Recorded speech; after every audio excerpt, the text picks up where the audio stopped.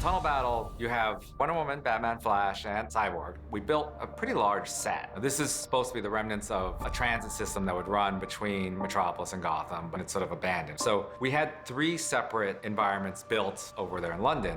One for the lower tunnel set, one for the catwalk that they jump across, and one for the machine room where Steppenwolf's holding the scientists hostage. He's already here. Yeah, you overlap your landing, and then you turn, you watch Batman land.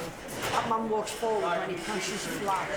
We're close to about 50 feet off the ground, and it's tricky because one of our characters is on a wire because he fires his grapple gun and swings. So what you've got to do there is show that he's on a wire, which is what we always try not to do because you never want people to believe they're on a wire, if that makes sense, when they're doing something. Then our other character has to leap as if she's doing it all by herself and nothing's helped her. So that was quite an interesting process for us. For this angle, don't go quite so low.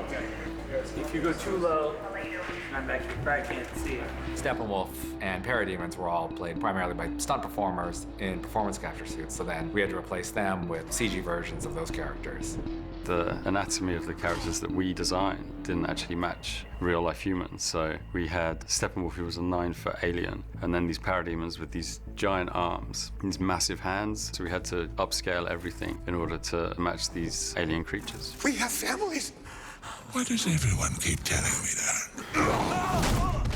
Probably the biggest VFX moment in the tunnel battle is the Flash assisting Wonder Woman with her sword. The Flash takes off by jumping over a rail and starts running down the wall. He has a different sense of linear time than humans, and you immediately have a complication because the Flash moves at one speed of time, and because we're moving with him, then everything needs to be frozen. And we made a conceit in this movie because we thought it was more interesting that in the frozen time, we would keep things slightly moving as opposed to freezing at 100%. Trying to get the idea that because the Flash moves so fast, the impression of the Flash for a human, it's almost as if he teleports around. You kind of got shot. Remember, it's like a circle, so you kind of came in like that.